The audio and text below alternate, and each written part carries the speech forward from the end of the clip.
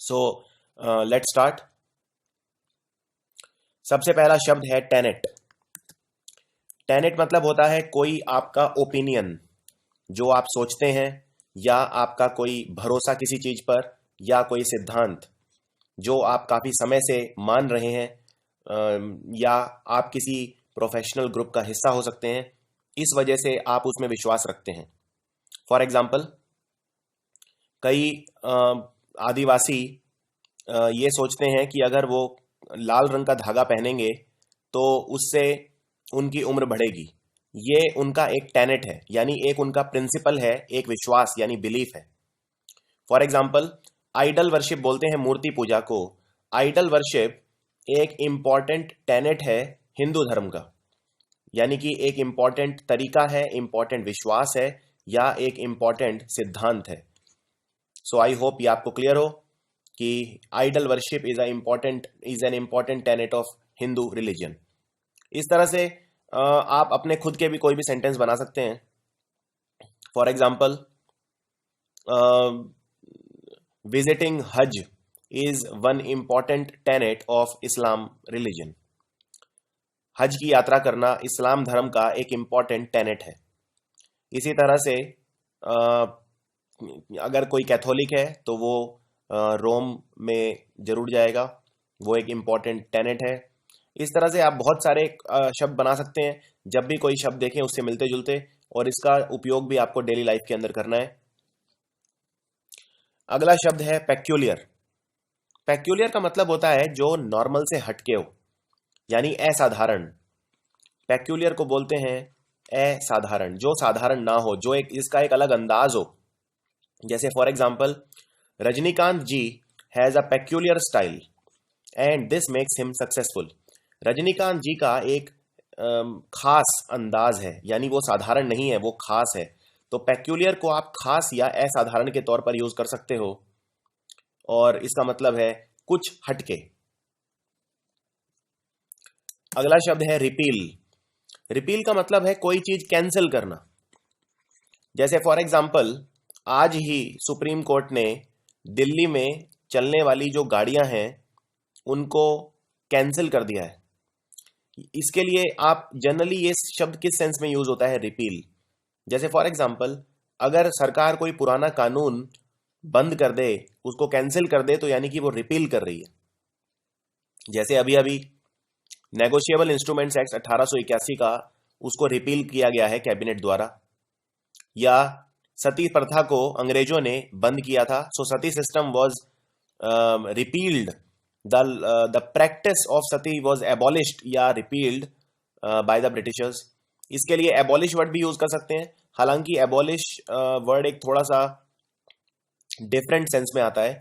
Generally कानून के sense में एबॉलिश कम और रिपील ज्यादा यूज किया जाता है। तो एक बात और, आपने अक्सर देखा होगा, ये एक हथौड़ी जैसा औजार होता है जिसको जज मार के बोलते हैं ऑर्डर ऑर्डर। इसको बोला जाता है गेवल, GAVEL। तो ये भी इस तरह की वोकैब भी यूजफुल रहेगी। ना हो सकता है एग्जाम्स में ना आए, लेकिन आपके अपने व्यक्तित्व के लिए, आपकी अपनी नॉलेज के लिए जरूरी है। सो रिपील मतलब होता है किसी कानून का, किसी भी चीज को वापस लेना, किसी भी चीज को कैंसिल करना या एनल करना। अगला शब्द है रेस्प्लेंडेंट। बहुत ही खूबसूरत शब्द है। रेस्प्लेंडेंट मतलब होता है चमकीला, जिसमें से चमक निकले। जिसमें से चमक निकले, चमकीला। चमक को हम बोलते हैं हिंदी में आभा, यानी जिसमें से आभा निकल रही हो, जिसमें से चमक निकल रही हो। जैसे फॉर एग्जाम्पल, स्वामी विवेकानंद जी जो थे, उनका चेहरा बहुत ही रेस्प्लेंडेंट था। उनके चेहरे पर एक इतना तेज था तब मेडिटेशन की वजह से, कि वो एकदम ग्लो करता था, एकदम रेडिएंट था या ब्रिलियंट था। तो इन तीनों ही शब्दों के मतलब होते हैं रेस्प्लेंडेंट।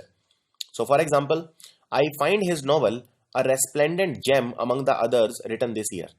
यानी कि अब इसको देखिए किस तरह से यूज किया जाता है सेंटेंस के अंदर। इस साल जितने भी नॉवल छपे हैं, उनमें मुझे उसका नॉवल एक रेस्प्लेंडेंट जेम की तरह लगता है। यानी कि वो नॉवल जो उसने लिखा है, वो जितने बाकी नॉवल है उनमें अलग ही चमकता है। यानी वो एक तरह से रेस्प्लेंडेंट जेम की तरह है। कहने का मतलब एक भावार्थ देखिए इसका, कि अगर मान लीजिए मैं बोलना चाहता हूं कि एक क्लास में 50 बच्चे हैं और उन 50 बच्चों में एक बच्चा अलग ही चमकता है, अलग ही दिखता है, तो उस सेंस में भी रेस्प्लेंडेंट यूज किया जाता है। या फिर आप ये भी बोल सकते हैं कि मैंने एक मोमबत्ती जलाई, वो रेस्प्लेंडेंट थी, या जो मेरा स्टडी लैंप है वो एकदम रेस्प्लेंडेंट है क्योंकि उसमें से भी चमक निकलती है। तो दोनों ही सेंस में यूज किया जाता है।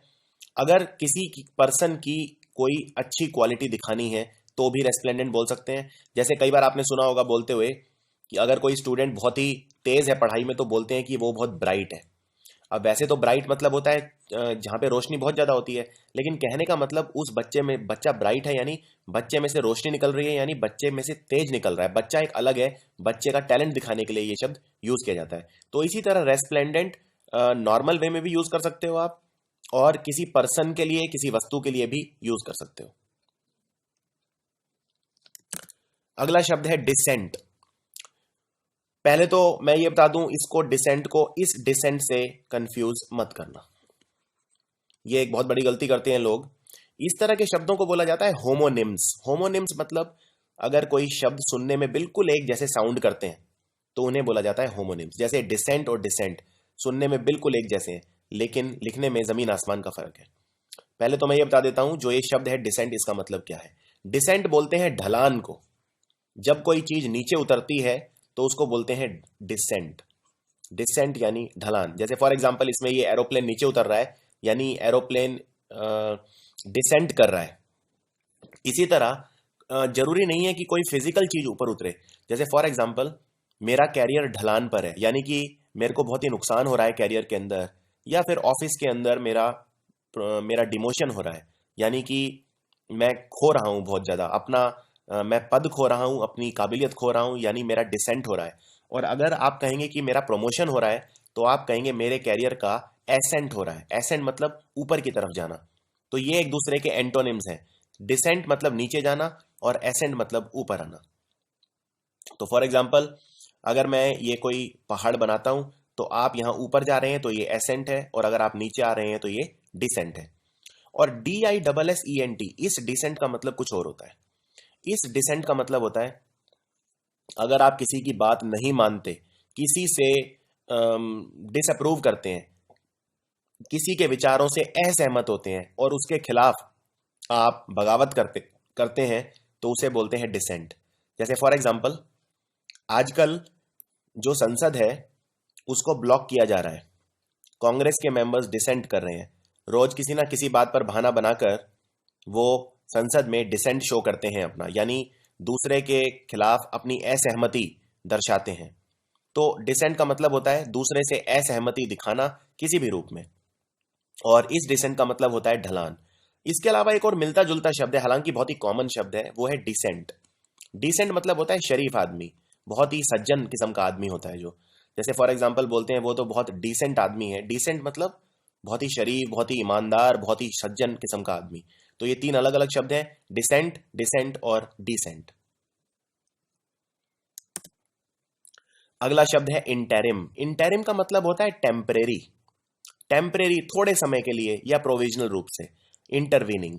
फॉर एग्जाम्पल आप मान लीजिए अगर किसी विद्यालय में पढ़ते हैं और उस विद्यालय की प्रधानाचार्य का निधन हो जाता है। अब जो नई प्रधानाचार्य आएंगी उसमें तो चुनने में थोड़ा सा टाइम लगेगा, तो इसीलिए स्कूल की किसी भी प्रतिष्ठित टीचर को कुछ समय के लिए प्रिंसिपल बना दिया जाता है, यानी वो एक इंटरिम प्रिंसिपल है। इंटरिम मतलब कुछ समय के लिए, इंटरवीनिंग या टेम्परेरी। सो एक एग्जांपल देता हूं इसका, एक सेंटेंस में इसका मैं उपयोग करता हूं। The owner of the company died, so wife was made interim CEO। यानी कोई कंपनी है, उसके ओनर की मृत्यु हो गई, इसीलिए वाइफ को इंटरिम CEO बना दिया गया, यानी कुछ समय के लिए CEO बना दिया गया।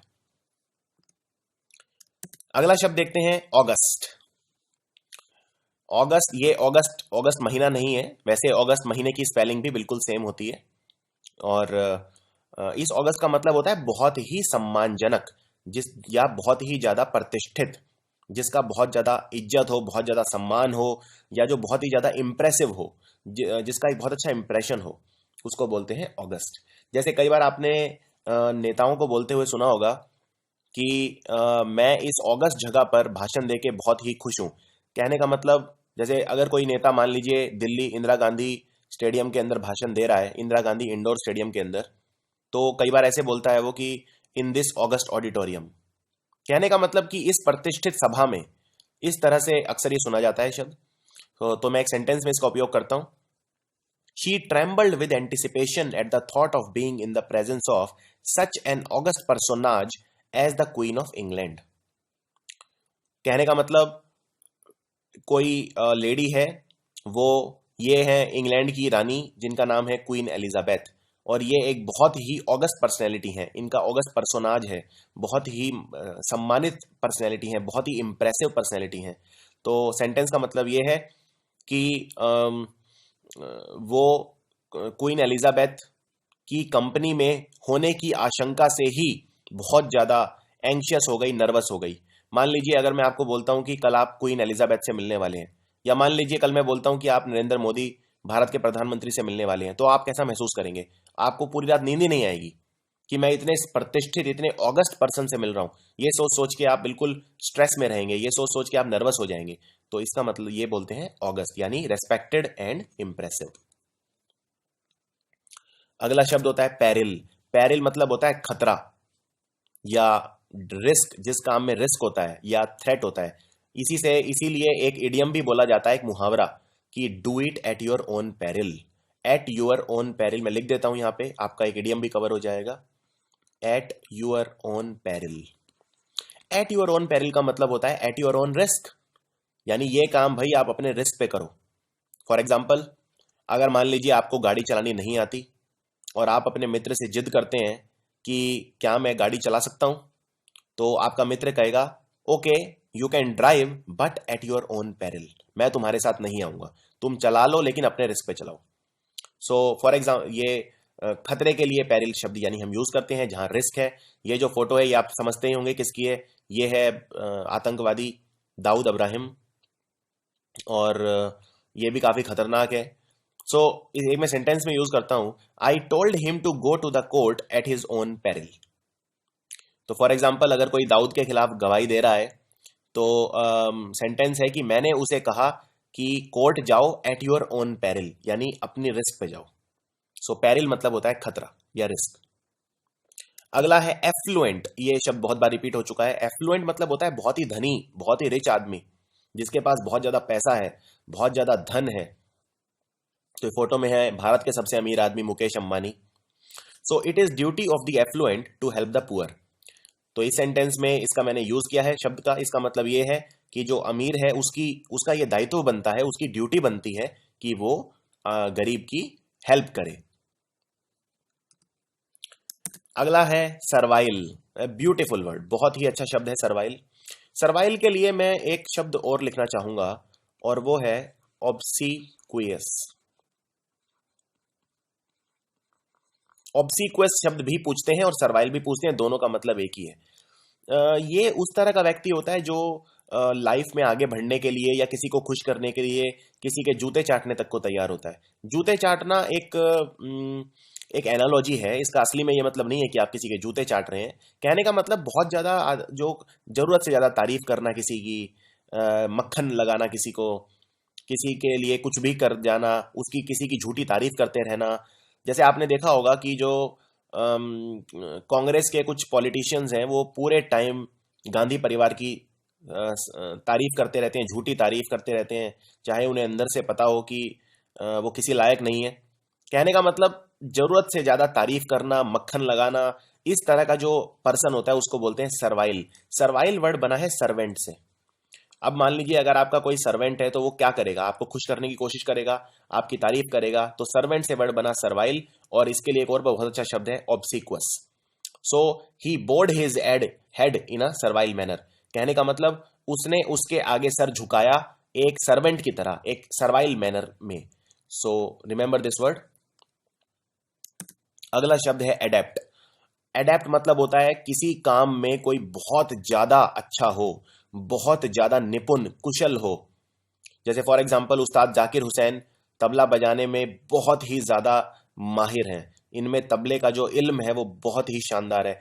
अगर किसी भी काम में बहुत ज्यादा कुशलता है तो आप हैं एडेप्ट। इस शब्द को ध्यान से देखिए, ये एडेप्ट की स्पेलिंग है ADAPT। और एक है एडीईपीटी। अगर बहुत ज्यादा कुशलता है तो उसका मतलब है एडीईपीटी। क्योंकि अडेप्ट मतलब क्या होता है? अडेप्ट मतलब होता है जैसे आप मान लीजिए ढलना। जैसे फॉर एग्जांपल आप दिल्ली में रहने वाले हैं अगर, और यहाँ पे अलग तरह का वातावरण है, कल को मान लीजिए अगर आप सिंगापुर शिफ्ट हो जाते हैं तो आपको वहां जाके वहां के मौसम में ढलना पड़ेगा, यानी आपको अडेप्ट होना पड़ेगा। तो वो अडेप्ट अलग है, उसकी स्पेलिंग होती है एडीएपीटी। यहां मैं बात कर रहा हूं एडीईपीटी। और ये जो कुशल पर्सन है, बहुत ही ज्यादा पारंगत, उसके लिए एक शब्द और यूज होता है और वो है एड्रॉइट। कई बार एग्जाम में एड्रॉइट भी पूछा जाता है, या कई बार एग्जाम में एक और शब्द पूछा जाता है जिसको बोलते हैं डेक्स्ट्रस। डेक्स्ट्रस मतलब भी होता है किसी काम में बहुत ज्यादा निपुण या कुशल। इतना ही नहीं, एक शब्द और है इसके लिए, बहुत ज्यादा जो कुशल व्यक्ति है उसको बोलते हैं वर्चुओसो। तो ये 3 शब्द आपको एटलीस्ट याद रखने हैं, इनमें से कोई भी शब्द रिपीट हो सकता है।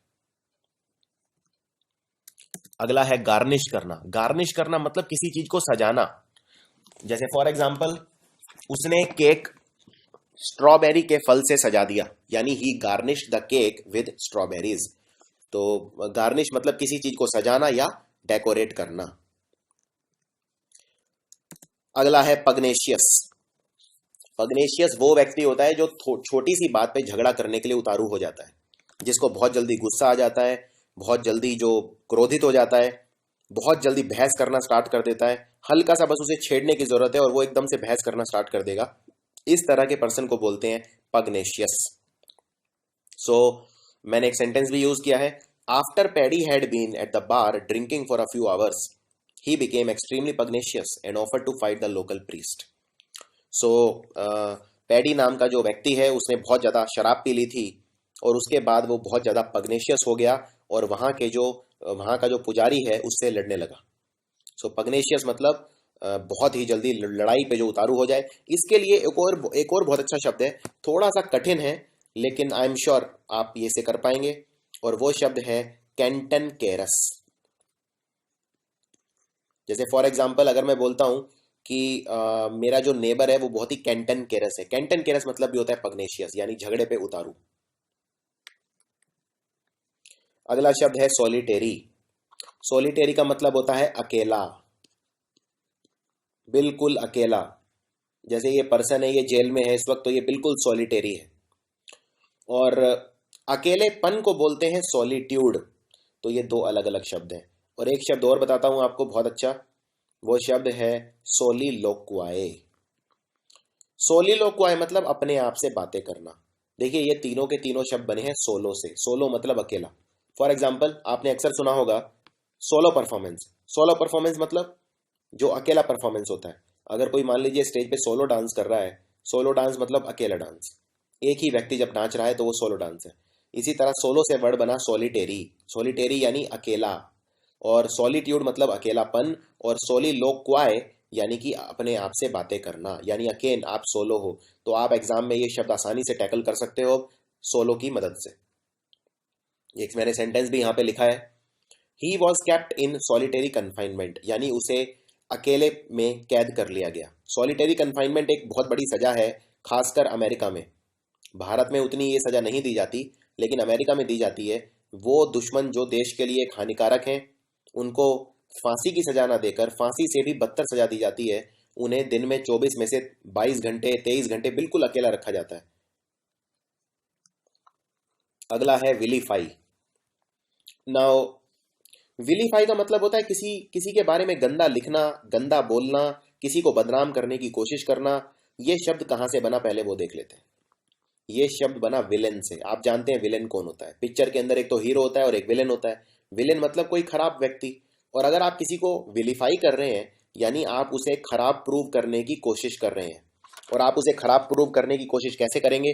उसके बारे में गंदा लिखेंगे, गंदा बोलेंगे, झूठी खबरें फैलाएंगे, उसके बारे में गाली देंगे, इस तरह की हरकतें करेंगे, यानी उसे विलीफाई करने की कोशिश की जा रही है। जैसे फॉर एग्जाम्पल सानिया मिर्जा ने जब शोएब मलिक से शादी की तो उनको बहुत बुरी तरह से विलीफाई किया गया। उन्हें कुछ लोगों ने देशद्रोही तक कह दिया। कुछ लोगों ने कहा कि एक पाकिस्तानी से उन्हें शादी नहीं करनी चाहिए थी। तो मेरे हिसाब से ये सब नहीं होना चाहिए था। और सानिया मिर्जा ने भारत का बहुत नाम ऊंचा किया है। इन्हें खेल रत्न भी दिया गया है और 9 WTA टूर्नामेंट इन्होंने एक ही साल में जीते हैं। और जहां भी ये जाती हैं हमेशा इंडिया को ही इन्होंने रिप्रेजेंट किया है। तो यानी कि इनको जो विलीफाई करने का जो प्रयास था वो खत्म हो गया, वो सक्सेसफुल नहीं हो पाया। सो विलीफाई मतलब किसी को बदनाम करने की कोशिश करना, किसी के बारे में गंदा लिखना, किसी को नीचा दिखाना, एटसेट्रा। अगला शब्द है परसुएड। बहुत ही शानदार शब्द है ये। परसुएड का मतलब होता है कन्विंस करना, किसी को मनाना, यानी हिंदी में मैं बोल सकता हूं किसी को मनाना।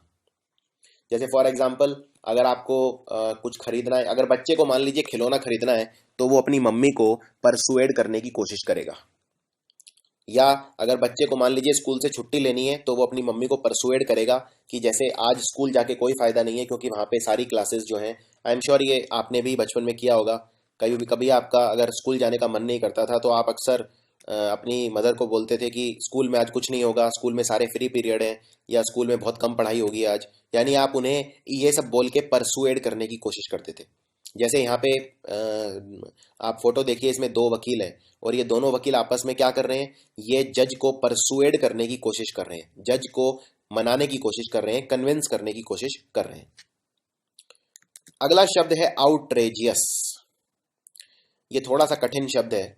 आउटरेजियस मतलब होता है बहुत ही घिनौना, एक तरह से मतलब बहुत ही बुरा, इतना बुरा कि उसके लिए शब्द ना हो, इतना बुरा कि आप एकदम हैरान रह जाएं। जैसे फॉर एग्जाम्पल, ये जो पिक्चर के अंदर सज्जन है, वैसे मैं इन्हें सज्जन नहीं कहूँगा, इन्हें दुर्जन कहूँगा, क्योंकि इन्होंने एक ऐसा स्टेटमेंट दिया है अभी जिससे इनकी बहुत बदनामी हो रही है। ये अमेरिका के राष्ट्रपति बनना चाहते हैं, इनका नाम है डोनाल्ड ट्रंप। वैसे ये बहुत बड़े बिजनेसमैन हैं और खरबपति आदमी है ये, लेकिन इन्होंने अभी अभी एक स्टेटमेंट दिया है कि अमेरिका में किसी भी मुसलमान को आने मत दो, इससे आतंकवाद खत्म होगा। मेरे हिसाब से इतना गंदा आउटरेजियस स्टेटमेंट इन्होंने दिया है ये, तो ये एक किस तरह का स्टेटमेंट हो गया, आउटरेजियस, यानी बहुत ही खराब, इतना खराब कि उसके लिए एकदम शब्द ही ना हो आपके पास, एकदम शॉकिंगली बैड। अगला है डिल्यूजन। डिल्यूजन बोलते हैं गलत फहमी को। गलत फहमी, ये किसी भी तरह की गलत फहमी हो सकती है। जैसे हो सकता है कोई मिस्टेक हो जाए आपसे, या कोई अनफाउंडेड ओपिनियन। जैसे फॉर एग्जाम्पल, बिल्ली को गलत फहमी है कि वो बहुत ही ताकतवर है। जैसे ये बिल्ली देखिए इस पिक्चर में अपने आप को शेर समझ रही है, यानी बिल्ली इज डिल्यूडेड। तो आप इसको बोलोगे द कैट इज डिल्यूडेड। मैं लिख देता हूं ये, the cat is deluded. The cat is deluded मतलब बिल्ली को गलत फहमी हो गई है। जैसे एक और सेंटेंस मैंने बनाया है इसमें, his dreams of vast wealth are a delusion, यानी बहुत ही अमीर बनने के उसके जो सपने हैं वो सिर्फ एक डिल्यूजन है। डिल्यूजन यानी एक गलतफहमी है, एक तरह से एक मिस्टेक है। Next, absolve. एब्सॉल्व करना मतलब किसी के ऊपर लगाया हुआ इल्जाम खत्म कर देना। जैसे फॉर एग्जाम्पल, अगर मान लीजिए आप पे किसी ने इल्ज़ाम लगाया कि आप चोर हैं, आपने चोरी की है, तो आप क्या करेंगे, अदालत का दरवाज़ा खटखटाएंगे, या हो सकता है वो पर्सन जिसने इल्ज़ाम लगाया है वो आप पर केस कर देगा। लेकिन क्योंकि वो केस झूठा है, तो अदालत आपको क्या कर देगी, एब्सॉल्व कर देगी, यानी जो इल्ज़ाम आपको लगाया है उससे मुक्त कर देगी। तो एब्सॉल्व का मतलब होता है किसी को इल्ज़ाम से मुक्त कर देना, किसी पे भी लगाए हुआ किसी भी दोष उससे उसे मुक्त कर देना, यानी उसको पनिशमेंट नहीं देना, उसको किसी भी तरह के गिल्ट से, दोष से मुक्त कर देना। जैसे फॉर एग्जांपल, अभी अभी सलमान खान को कोर्ट ने एब्सॉल्व किया है हिट एंड रन केस में, क्योंकि hit and run case Salman Khan पे ये इल्ज़ाम लगाया गया था, 13-14 साल से लगभग ये केस चल रहा था, और फाइनली कोर्ट ने उन्हें एब्सॉल्व कर दिया है। सो इसके लिए एक और बहुत अच्छा शब्द है, ये भी एग्जाम में अक्सर रिपीट होता है, इसको बोलते हैं एक्विट कर देना। एक्विट मतलब किसी को बरी कर देना, लेकिन दोनों शब्दों में फर्क है। बरी थोड़ा सा एक टेक्निकल शब्द हो जाता है, जैसे बरी कर देना ये तो, लेकिन एब्सॉल्व आप जनरल सेंस में भी यूज कर सकते हो। एब्सॉल्व का मतलब सिर्फ इतना है कि किसी को दोष से मुक्त कर देना, और ये दोष जरूरी नहीं है कोई कानूनी सेंस में यूज हो, लेकिन एक्विट कानूनी सेंस के लिए यूज किया जाता है। तो ये दो शब्द हैं, एब्सॉल्व और एक्विट। अगला है टॉयल। टॉयल मतलब होता है बहुत ही ज्यादा परिश्रम करना, बहुत मेहनत करना, लगातार मेहनत करना, एकदम अनथक घोड़े की तरह मेहनत करना। उसको बोलते हैं टॉयल। टॉयल और जो पर्सन हार्डवर्क करता है उसे बोलते हैं हार्ड वर्किंग पर्सन या इंडस्ट्रियस। एक बात समझ लीजिए, इंडस्ट्रियस का इंडस्ट्री यानी कि किसी कंपनी से कोई लेना देना नहीं है। इंडस्ट्रियस मतलब होता है बहुत ही हार्ड वर्किंग पर्सन। इसके लिए आप एक और शब्द अच्छा यूज कर सकते हैं, वो है असीडुअस। जैसे ये जो मजदूर हैं ये बेचारे इंडस्ट्रियस हैं, असीडुअस हैं, यानी बहुत ही ज्यादा हार्ड वर्किंग है। सो एक सेंटेंस में मैं इसका इस्तेमाल करता हूं टॉयल शब्द का। The poor toil every day या the poor hard work every day just to earn a hand to mouth living. यानी कि जो गरीब लोग हैं उन्हें रोज बहुत ही ज्यादा मेहनत करनी पड़ती है सिर्फ 2 वक्त की रोटी कमाने के लिए। हैंड टू माउथ लिविंग का मतलब होता है सिर्फ इतना कमाना कि आपकी जिंदगी कटे, यानी कि 2 वक्त की रोटी। तो इसके लिए ये इडियम भी है, तो आप ये इडियम भी याद कर सकते हैं, हैंड टू माउथ लिविंग। अगला शब्द है मिमिक। मिमिक करना यानी किसी की नकल करना। जनरली ये जो नकल की जाती है ये 2 कारणों के लिए की जाती है, या तो किसी का मजाक उड़ाने के लिए या फिर एंटरटेनमेंट के लिए। आपने अक्सर देखा होगा राजू श्रीवास्तव बाबा रामदेव की नकल उतारता है, यानी वो उन्हें मिमिक करता है। मिमिक के लिए एक और अच्छा शब्द है जिसको बोलते हैं इमिटेट करना किसी को। तो for example the actor mimic Sachin's distinct voice, यानी कि कोई एक्टर है और आप जानते हैं सचिन तेंदुलकर की जो आवाज है वो बहुत ही अलग किस्म की है, तो उस एक्टर ने बहुत ही बेहतरीन तरीके से सचिन की जो एकदम अलग आवाज है उसे मिमिक किया। मिमिक किया यानी उसकी नकल उतारी। सो मिमिक करना या इमिटेट करना एक ही बात है। अगला कियोस्क। कियोस्क बोलते हैं, जैसे फॉर एग्जांपल आप अगर आइसक्रीम खाना चाहते हैं तो सड़क पे आप जो कियोस्क होता है वो लगा होता है।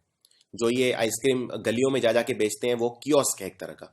बेसिकली एक कोई भी छोटा सा क्यूबिकल जहां पे आप कुछ खरीद सकें उसको बोलते हैं कियोस्क। जैसे फॉर एग्जांपल आप कोई भी चीज़ अगर खरीदते हैं, कई बार रोड साइड कियोस्क होते हैं। जैसे आपने अक्सर गलियों में पान की दुकान देखी होगी या सिगरेट जहाँ पे मिलती है, तो वो छोटे से टेम्परेरी लकड़ी के बने हुए या प्लास्टिक के बने हुए कियोस्क होते हैं, यानी क्यूबिकल्स होते हैं। सो जैसे फॉर एग्जांपल इस पिक्चर में आप देख रहे हैं ये एक छोटा सा कियोस्क है पूरा का पूरा। इसको दुकान नहीं बोलेंगे क्योंकि ये टेम्परेरी है। ये एक जगह से दूसरी जगह भी जनरली मूव किया जा सकता है और बहुत ही टेम्परेरी बेसिस पे इसको बनाया जाता है। सो ये है कियोस्क। अगला है नैक। नैक होता है नेचुरल, अगर आप में कोई प्रतिभा है तो किसी काम के लिए। फॉर एग्जाम्पल कुछ ऐसे स्पोर्ट्समैन होते हैं जिनका जो बॉडी होता है वो बहुत ही फ्लेक्सिबल होता है, बहुत ही लचीला होता है, तो वो जिम्नास्टिक्स वगैरह में काफ़ी अच्छा कर पाते हैं।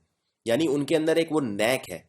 नैक मतलब होता है कोई आपकी नेचुरल कोई काबिलियत, कोई नेचुरल प्रतिभा, कोई नेचुरल टैलेंट। जैसे for example the little girl has a knack for carrying out dangerous stunts, यानी कि ये जो लड़की है डायग्राम में, इसके पास एक नैक है फॉर डेंजरस स्टंट, डेंजरस करतब करके दिखाने का इसके अंदर, यानी कि एक टैलेंट है। सो नैक मतलब होता है एक नेचुरल एबिलिटी, एक नेचुरल काबिलियत। अगला है एल्ट्रुइस्टिक। एल्ट्रुइस्टिक मतलब होता है एक बिल्कुल ही स्वार्थी ना होना, दूसरों का अच्छा सोचना, दूसरों के भले के लिए काम करना, उस पर्सन को बोलते हैं एल्ट्रुइस्ट। बहुत ही ज्यादा दया का भाव जिसके अंदर हो, यानी बहुत ही काइंड पर्सन हो, जिसके अंदर दया भरी हुई हो, यानी काइंडनेस भरी हुई हो, या जनरोसिटी भरी हुई हो, या लार्जेस भरी हुई हो, तो उस तरह के पर्सन को बोलते हैं ऑल्ट्रुइस्टिक। जैसे मदर टेरेसा जो थी, उनका जो गरीबों के लिए जो देखने का नजरिया था वो बहुत ही ऑल्ट्रुइस्टिक था। अगला होता है एस्पियोनाज। बहुत ही खूबसूरत शब्द है। एस्पियोनाज का मतलब होता है जासूसी करना। इसके लिए एक और शब्द यूज होता है जासूसी करना, यानी स्पाइंग करना। अगर आप किसी को बोलना चाहते हैं प्लीज मेरा पीछा मत करो, तो आप बोलोगे स्टॉप चेजिंग मी या स्टॉप स्पाइंग ऑन मी, यानी कि मेरा छुपकर मुझ पे नजर मत रखो, स्टॉप स्पाइंग ऑन मी या स्टॉप दी एस्पियोनाज। तो एक सेंटेंस भी मैंने इस पे बनाया है, Edward Snowden will be tried by USA for espionage. Edward Snowden पूर्व CIA एजेंट है, यानी सेंट्रल इन्वेस्टिगेटिंग एजेंसी जो है अमेरिका की, जैसे हमारे यहाँ आरबीआई सॉरी सीबीआई होता है, वैसे ही अमेरिका के पास सीआईए होता है, जो कि उनकी सेंट्रल इन्वेस्टिगेटिंग एजेंसी है। और उसका एक पर्सन था एडवर्ड स्नोडन, वो बागी हो गया। अमेरिका के खिलाफ उसने बहुत सारे सबूत दे दिए, यानी कि उस पर अमेरिका अब एस्पियोनाज का केस चला रहा है, यानी जासूसी का। तो उस पर बहुत सारे इल्ज़ाम लगाए गए हैं कि विदेशियों के साथ मिलके वो मिल गया और अमेरिका पर जासूसी, अपने आप पे ही जासूसी करने लगा, यानी उस पर एस्पियोनाज का केस चलेगा, यानी जासूसी करने का या स्पाई करने का। अगला शब्द है एनिग्मा। एनिग्मा क्या होता है? एनिग्मा या तो कोई व्यक्ति या वस्तु जिसको समझना कठिन है, उसको बोलते हैं एनिग्मा। कोई भूल भुलैया टाइप। जैसे फॉर एग्जांपल, अगर मैं आपको कोई, मान लीजिए कोई बहुत ही डिफिकल्ट पजल दूं, तो और वो पजल आपसे सॉल्व ना हो, जिसको समझना कठिन हो, तो वो एक एनिग्मा है। जैसे फॉर एग्जांपल मैंने एक सेंटेंस यहां पे लिखा है, who killed John F Kennedy, it is still an enigma. तो कहने का मतलब, जॉन एफ कैनेडी अमेरिका के राष्ट्रपति थे और ये अपनी पत्नी के साथ एक रथ में बैठ के जा रहे थे पब्लिक मीटिंग के लिए, तब इनकी अचानक गोली मारकर हत्या कर दी गई थी। आज तक पता नहीं चल पाया है कि जॉन एफ कैनेडी की हत्या किसने की, यानी आज तक एक एनिग्मा है ये। तो एनिग्मा के लिए एक और बहुत अच्छा और बहुत कॉमन शब्द यूज होता है, जिसको बोलते हैं मिस्ट्री। मिस्ट्री वो चीज होती है जिसे सॉल्व करना पड़ता है, तो वो है मिस्ट्री, यानी अगेन जिसे समझना कठिन है। इसी तरह से आप कोई व्यक्ति है उसे भी एनिग्मा बोल सकते हैं, जिसे समझना कठिन है। जैसे फॉर एग्जाम्पल सोनिया गांधी। सोनिया गांधी के बारे में बहुत कम लोग जानते हैं, उनकी जिंदगी के बारे में। वो उन बहुत ज़्यादा पब्लिक व्यू से दूर रहती हैं, तो उनको एक तरह से एनिग्मा समझ सकते हो, उन्हें समझना बहुत कठिन है। अगला है टार्डी। टार्डी मतलब होता है लेट, जो हमेशा लेट हो। टार्डी जो समय की इज्जत ना करे, हर काम डिले करे। डिले करना यानी किसी काम को देरी से करना, इस पर्सन को बोलते हैं टार्डी। तो for example, she was angry with me for my tardy reply to her question, यानी कि उसने मुझसे कोई क्वेश्चन पूछा और मैंने उसका टार्डी रिप्लाई करा, इसलिए वो गुस्सा हो गई। टार्डी रिप्लाई करा मतलब देरी से रिप्लाई करा। सो टार्डी मतलब लेट या डिले करना। अगला है सैक्रेड। सैक्रेड मतलब होता है कोई चीज जो बहुत ही ज्यादा जो भगवान से रिलेटेड होती है, यानी कि रिलीजियन से रिलेटेड होती है, धार्मिक होती है, पूजनीय होती है, जिसकी पूजा की जाती है या जो बहुत ही पूजनीय है, उसको बोलते हैं सैक्रेड। जैसे फॉर एग्जाम्पल, मेरे माता पिता मेरे लिए सैक्रेड हैं। सैक्रेड हैं यानी मेरे लिए पूजनीय हैं, मेरे लिए भगवान का दर्जा है उनके लिए। तो इसी तरह से जो गाय है, हिंदू धर्म में उसे एक सैक्रेड एनिमल कहा जाता है, यानी एक ऐसा जानवर जिसकी जो भगवान से जिसका संबंध है, जो काफी पूजनीय है, पवित्र है और जिसका रिलीजन से संबंध है। सो सैक्रेड मतलब होता है पूजनीय। अगला है ग्रेगेरियस। ग्रेगेरियस मतलब होता है अगर आप बहुत ज्यादा ग्रुप में रहना पसंद करते हैं। देखिए, दो तरह के व्यक्ति होते हैं, एक जो ग्रेगेरियस होते हैं, यानी कि जो सबके साथ रहना पसंद करते हैं, बहुत ज्यादा घुलते मिलते हैं, सबसे बातें करते हैं, हमेशा ग्रुप्स में जाते हैं, पार्टीज में जाते हैं, लोगों के साथ उठते बैठते हैं। और दूसरे होते हैं जो थोड़ा सा अकेला रहना पसंद करते हैं, जो दूसरों से थोड़ा सा डिस्टेंस बना के रहना पसंद करते हैं।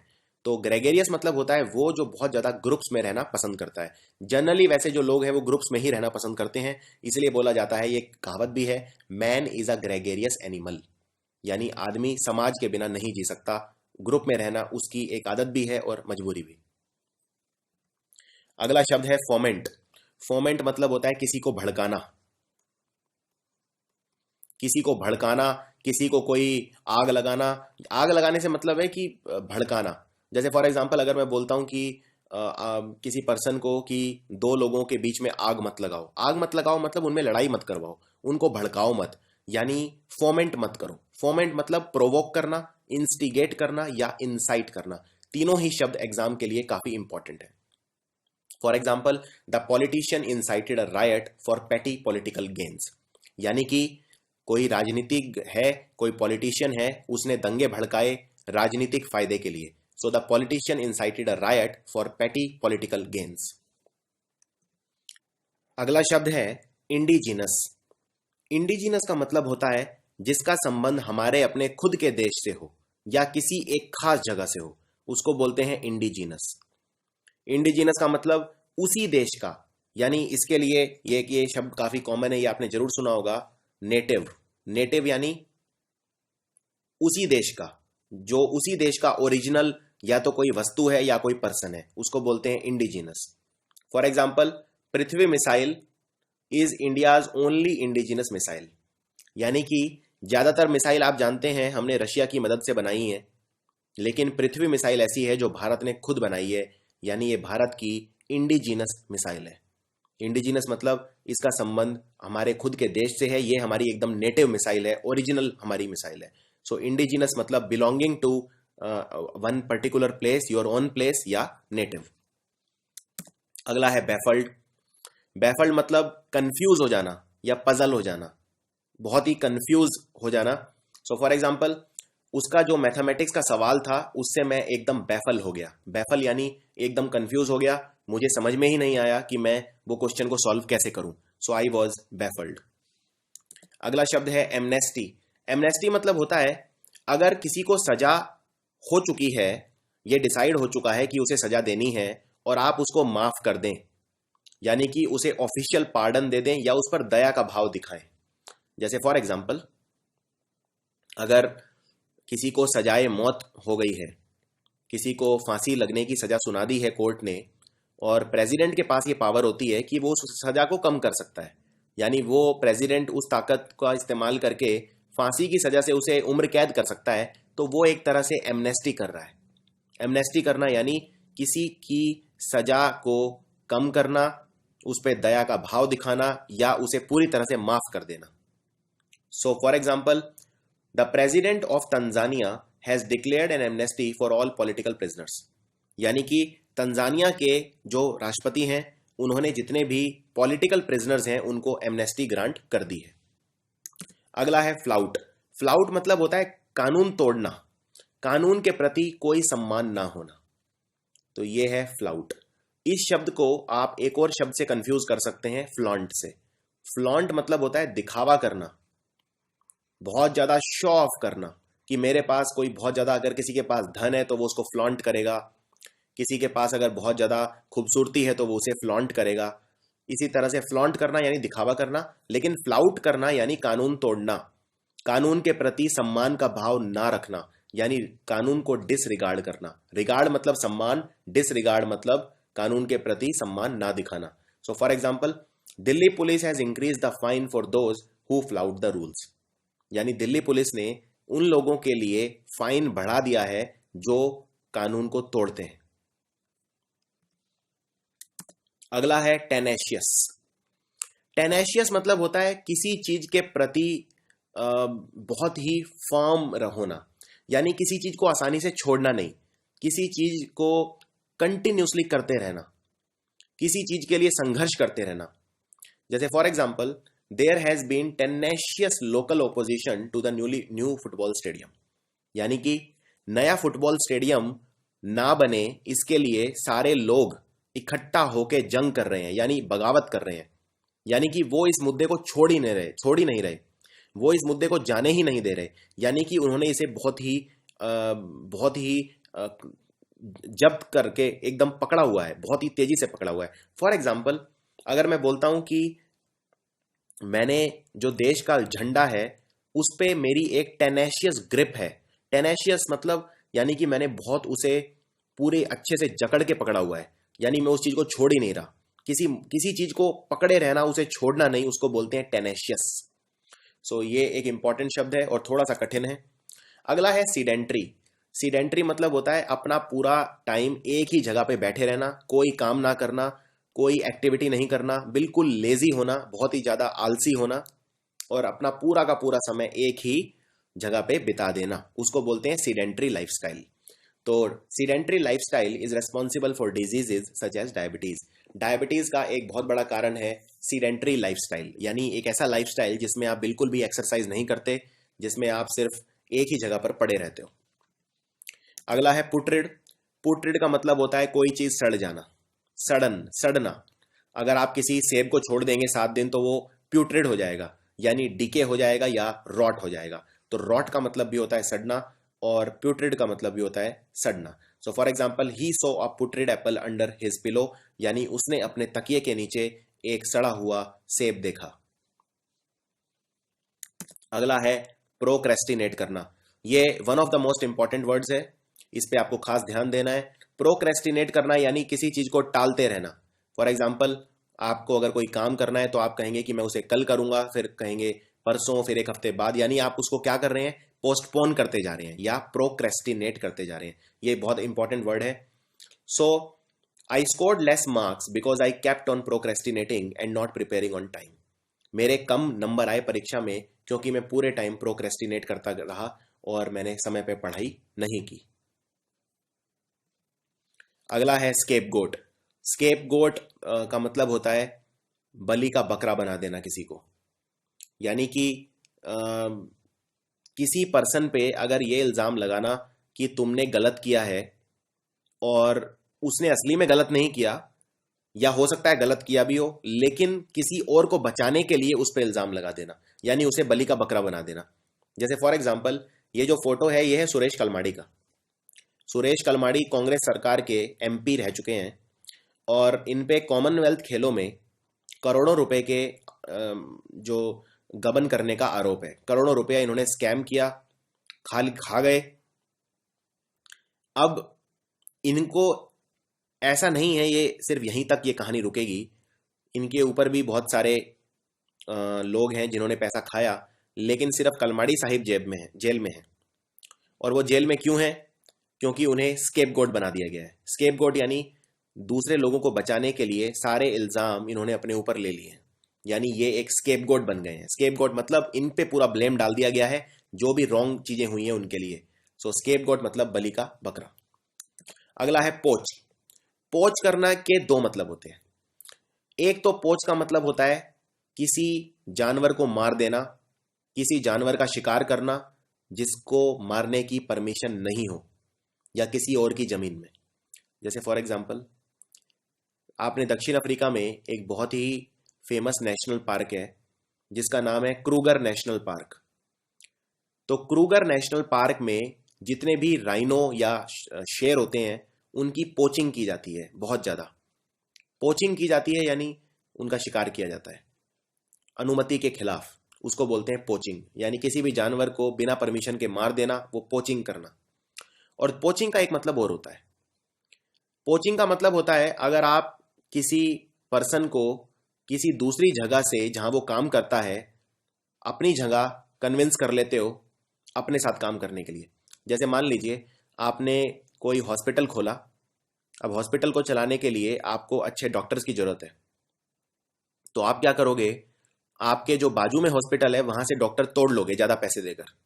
तो वो तोड़ना मतलब पोच करना, यानी किसी दूसरी जगह काम करने वाले एम्प्लॉय को लुभा के तोड़ लेना, चाहे धन से, इंपॉर्टेंट पोजीशन देकर, किसी भी तरह से, उसको भी पोचिंग बोलते हैं। तो पोचिंग के दो मतलब हैं। सो मैंने एक सेंटेंस भी यहां लिखा है, poaching of nurses is rampant in Delhi's private hospitals.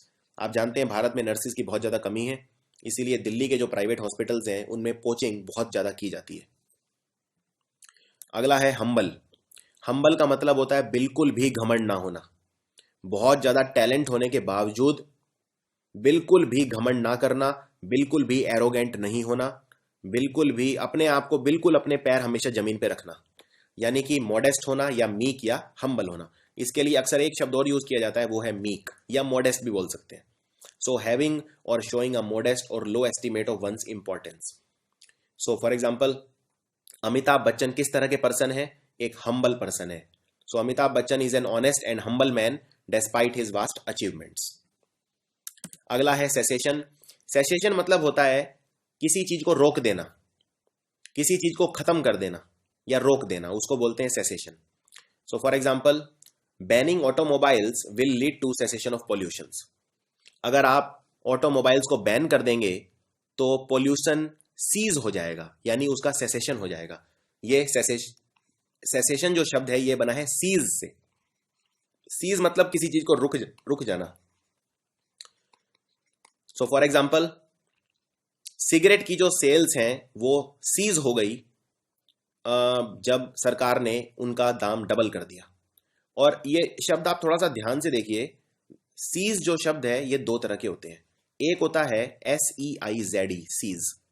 इस सीज का मतलब होता है कब्जा कर लेना, और जिस चीज की मैं बात कर रहा हूं उसका मतलब होता है कोई चीज रुक जाना या बाधा बन जाना, कोई चीज बिल्कुल पूरी तरह से रुक जाना।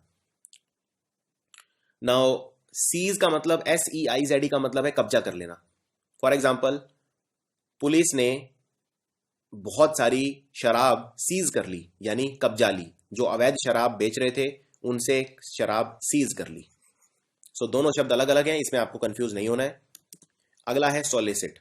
सॉलिसिट मतलब किसी चीज के बारे में पूछना, किसी से परमिशन लेना, उसको बोलते हैं सॉलिसिट। किसी से कुछ पूछना या किसी से कुछ कहना, किसी से कोई जवाब मांगना, किसी से कोई सलाह मांगना। So for example, Ramesh called a meeting to solicit their views, यानी कि रमेश ने एक मीटिंग बुलाई दूसरों के विचार जानने के लिए। अब सॉलिसिट से वर्ड बना सॉलिसिटेड। सॉलिसिटेड मतलब पूछा हुआ, यानी solicited advice.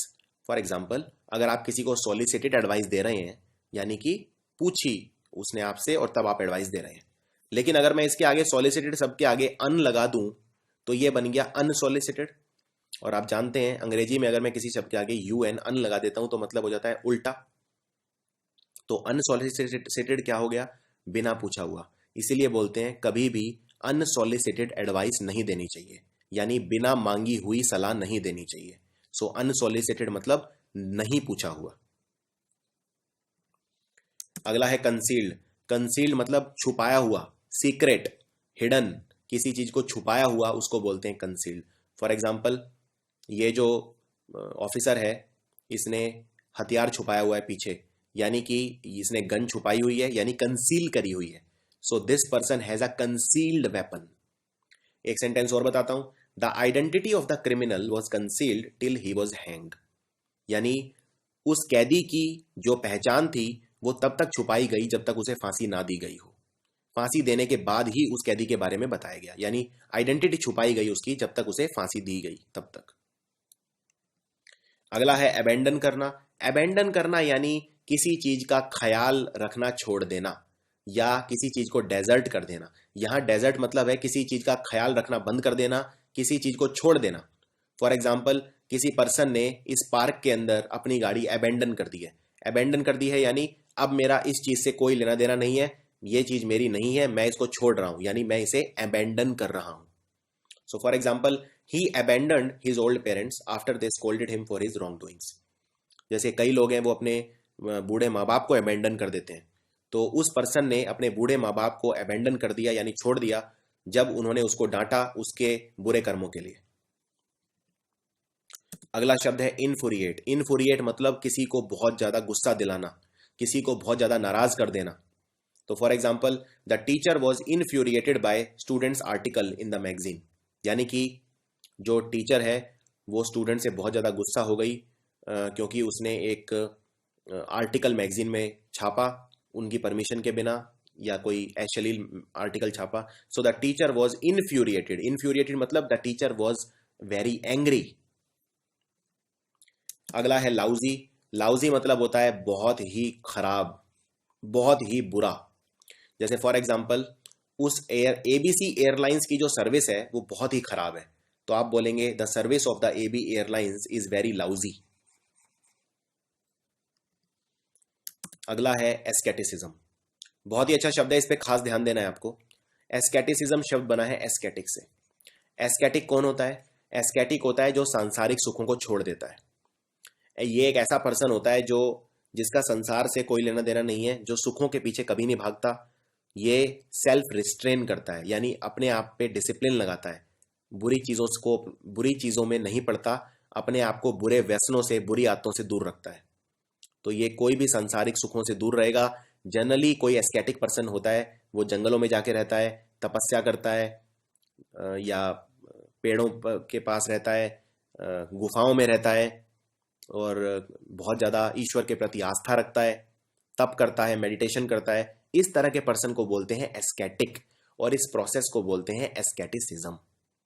So for example, he became an ascetic to find the real truth and his objective was salvation. So जब उसने सत्य की खोज की तो वो एस्केटिक बन गया, या सत्य की खोज करने के लिए वो एस्केटिक बन गया, और उसका सिर्फ एक ही लक्ष्य था और वो था मोक्ष की प्राप्ति, यानी सेल्वेशन की प्राप्ति, एनलाइटनमेंट की प्राप्ति।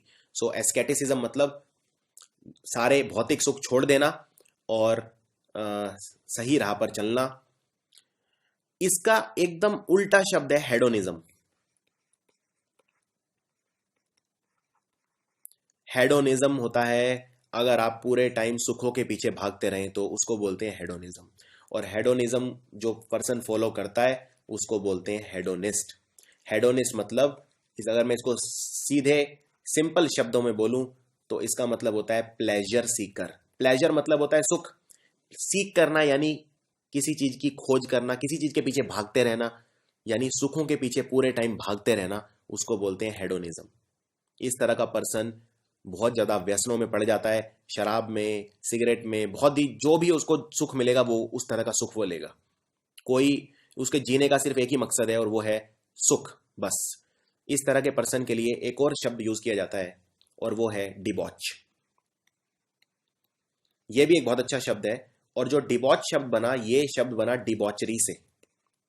डिबॉचरी मतलब होता है अगर आप किसी सुख के पीछे भागते रहें, आपका जो लाइफस्टाइल है वो ऐसा हो, आप उसमें बहुत ज्यादा खर्चा करें, बहुत ज्यादा शो ऑफ करें, यानी अगेन किसी भी तरह के सुखों के पीछे भागना, वो है डिबॉचरी या हेडोनिज्म।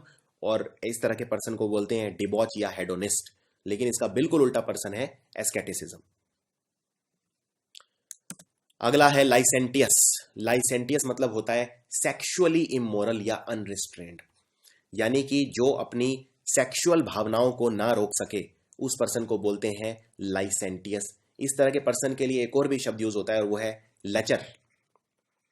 लचर मतलब जिस पर्सन का अपनी जो वासना है उस पर बिल्कुल काबू ना हो, अपना बिल्कुल कंट्रोल ना हो, उसको बोलते हैं लाइसेंशियस या लेचरस, या लेचर भी बोलते हैं। So for example, the licentious politician was unmasked by the hidden MMS video, यानी कि जो लाइसेंटियस पॉलिटिशियन था उसका सच सबके सामने आ गया जब उसका एमएमएस वीडियो बन गया। अगला है स्क्वेंडर। स्क्वेंडर का मतलब होता है पैसा उड़ाना, वेस्ट करना, कोई भी चीज बहुत ज्यादा वेस्ट करना, बहुत ज्यादा एक इररेस्पॉन्सिबल मैनर में उड़ाना, उसको बोलते हैं स्क्वेंडर करना। So for example, his profligate son squandered all his money in casinos, यानी कि उसके खर्चीले बेटे ने उसका सारा धन जुआ घर में उड़ा दिया। अगला है स्टेडफास्ट। ये बहुत अच्छा शब्द है। स्टेडफास्ट मतलब किसी चीज के प्रति बहुत ज्यादा कमिटेड रहना, यानी किसी चीज से पीछे ना हटना। एक बार आपने ठान लिया तो ठान लिया, सो उसको बोलते हैं स्टेडफास्ट, यानी ड्यूटीफुली फर्म, किसी चीज को पकड़े रखना, किसी चीज से पीछे ना हटना। For example, I have remained steadfast to my pledge to not consume alcohol all my life, यानी कि अब तक मैंने जो कसम खाई हुई थी कि मैं पूरी जिंदगी शराब नहीं पीऊंगा, मैं उस पे एकदम स्टेडफास्ट हूं। स्टेडफास्ट हूं यानी एकदम फर्म हूं, एकदम कमिटेड हूं, मैं उससे पीछे नहीं हटाऊं।